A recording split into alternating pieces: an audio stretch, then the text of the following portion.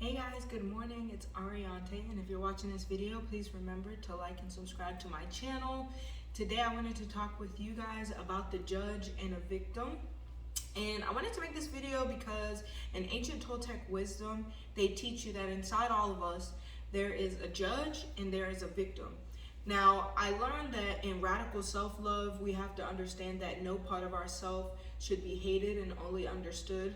So the judge and the victim is necessary because in the wild, the judge part of us was the one that told us when we look at fruits and vegetables, we can look and say, or we still do, when we eat fruits and vegetables, we're looking at them as in good and bad. Is this good, or does it have a lot of brown spots, and if we eat it, it could not be good? Is this snake good, or does this red tell us that this snake is poisonous, so we know we need to stay away? So the judge in us is the part of us that wants to survive, and so it judges things based off of good and bad so that it can further its own self-preservation. Then you have the victim. The victim is the part of us that serves as the point that if something is happening to us and it's hurting, like maybe an ant bites us, we know it's hurting, so we can, hit it off of us. Or if something is hurting us, we can move away, or we know to flee. Or if something comes and we start to feel that pain, we know that we can leave. It's the victim that receives the pain and makes decisions based off of that pain to flee and run or stay and fight. We understand that in that place and time, there may be something greater than us that can impose its will on us, and we need to make sure we get out of there because we don't want to lose. So that's the victim in us that says, this is happening to me and it hurts. This is happening to me and I feel uncomfortable because of it.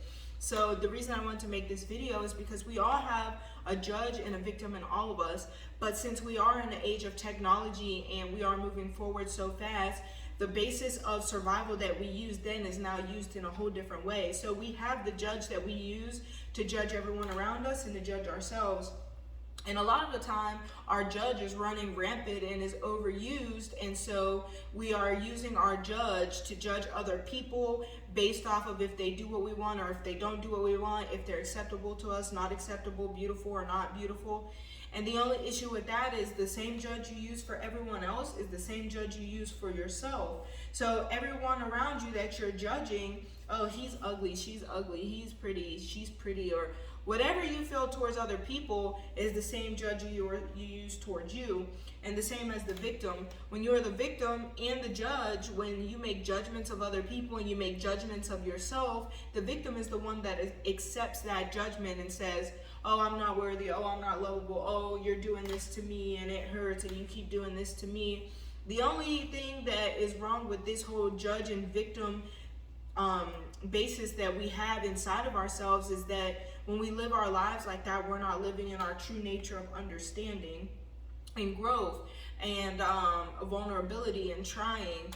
We don't see people through eyes of compassion to understand what they're going through, or we don't see ourselves through those same eyes either. So then when we're trying to chase dreams, when we have to do things that maybe are a little uncomfortable, we don't want to do that because we don't feel the freedom, because our judge says, no, you can't do this, or you're not good enough, or you're not worthy, or you're not this, or you're not that. And then our victim steps in and says, I agree, this hurts, you must be right, let me flee into myself so I don't ever step out of myself and do the things I need to do to get ahead.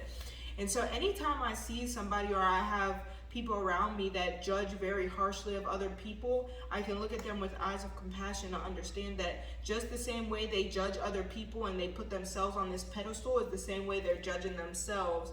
So we have our confidence and our ability to move forward. We have our need for self-importance, and then on the other end of the spectrum, we have our shame and doubt.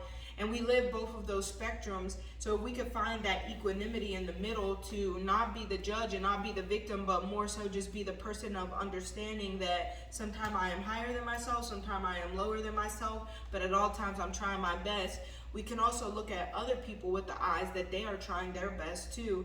And also, if we are judging somebody because they're good or bad, we can look at ourselves and see why we might be judging that thing, or why in that scenario or whatever that person has going on, why we feel a need to put ourselves above that person or below that person.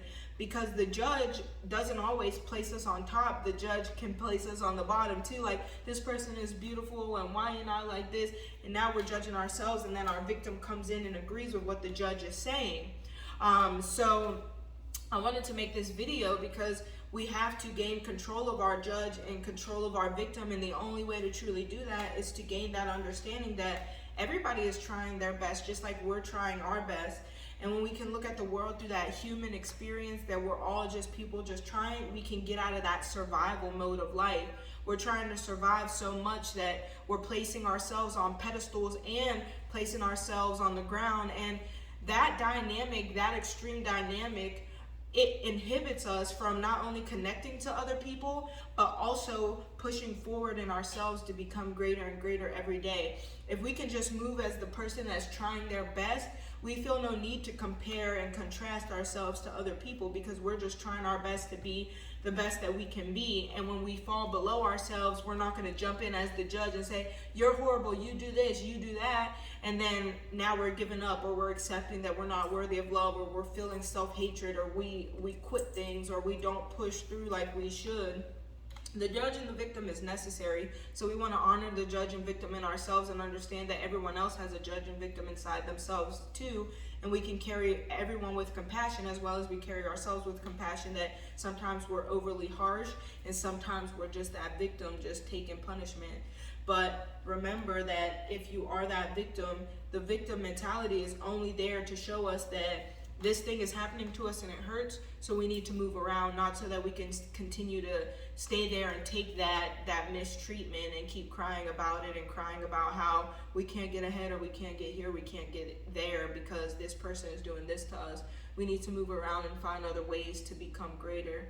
And so I wanted to make this video today so that we can understand our judge and victim, and we can be cognizant when we are judging people and when we are accepting the victim role, and we can jump out of those two paradigms so that we can meet in the middle of understanding that we are our best selves, always trying to be our best selves at every given time, and everyone around us is doing the same.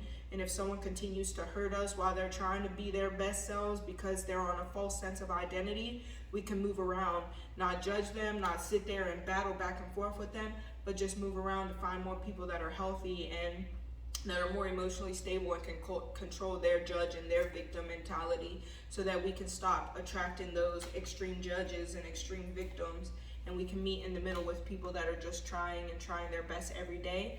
So if you're watching this video, I hope that you are able to look now and understand when you are being more judgmental and also when you are playing the victim. And I hope that you can try your best every day to be your best and always do your best. And I hope you have a good day, and I hope the sun is shining, guys. Have a good day.